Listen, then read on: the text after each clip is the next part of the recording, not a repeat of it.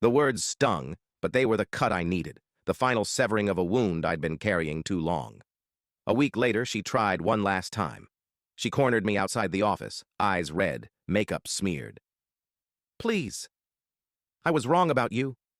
I didn't see it before. But I do now. You're the one who cared.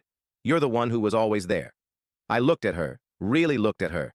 This girl I'd put on a pedestal for half a decade. And for the first time, I didn't see someone worth chasing. I saw someone who had been handed everything, who laughed at me while sipping champagne I had paid for.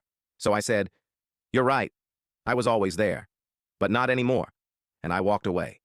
My cousin and I, we're still on speaking terms, but things aren't the same. Some betrayals aren't loud. They're quiet, stretched over years of silence. He thought he was giving me time. Really, he was letting her live in a lie while I paid for it. But I don't regret that night, because the truth finally came out, and with it, the weight I'd been carrying for 5 years finally fell away. For 5 years, I was her shadow. Now I get to live in my own light. Or at least, that's what I thought. 6 months passed. Without the financial drain of funding her parties, my savings rebounded fast. I poured my energy into my small business, a logistics startup I'd been running quietly on the side.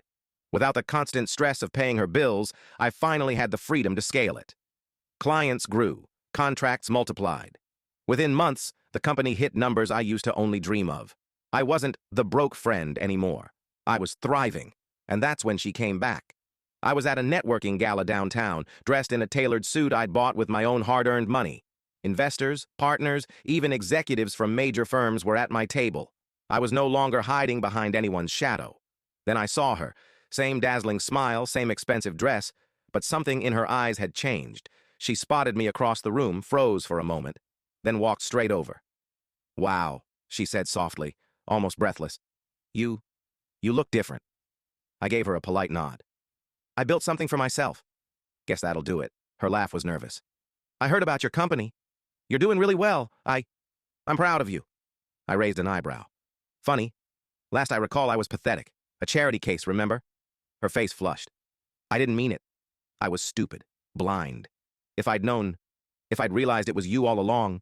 I cut her off with a small smile, not cruel, just final. "That's the point. You didn't. You only cared about the money and the image. And now that I have both, suddenly you're interested? Sorry, but I'd rather be with someone who saw me when I had nothing." Her eyes shimmered, but I didn't stick around to see her cry. I turned back to my table, where real partners, people who believed in me for me, were waiting.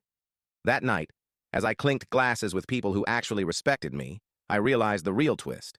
She thought losing